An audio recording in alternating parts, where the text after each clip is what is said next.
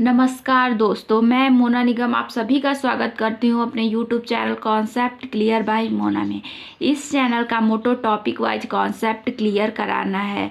तो गाइज आज हमारा टॉपिक है वर्ण विचार। वर्ण विचार, जैसा कि आप लोग जानते हैं पिछली क्लास में हमने बताया था व्याकरण के भाग का जो पहला टॉपिक था वो था वर्ण विचार। वर्ण विचार के अंतर्गत भाषा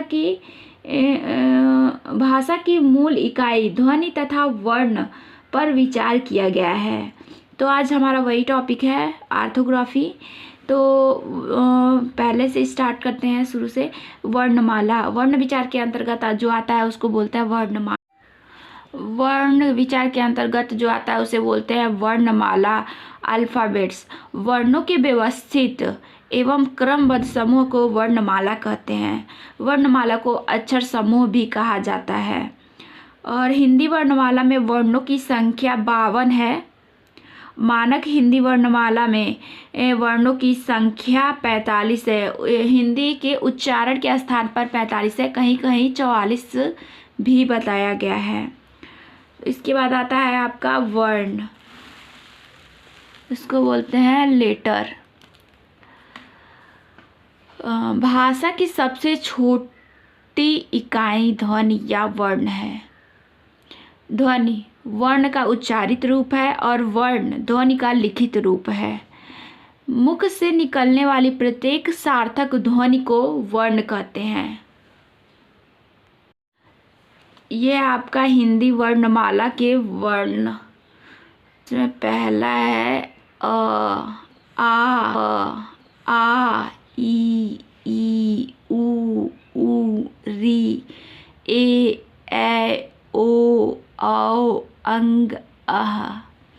फिर आपका है व्यंजन क ख ग घ अंग, च छ ज झ ञ, ट ठ ड ढ अड़, त थ द ध न, प फ ब भ म।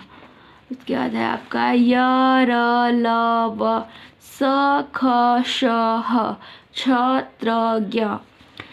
तो गाइज इन वर्णों को भी विभिन्न रूप में हिंदी वर्णमाला को देवनागरिक लिपि में लिखी गई है। ये जो वर्ण है ये देवनागरिक लिपि में लिखी गई हैं और इनकी अलग विशेषता है देवनागरिक लिपि की।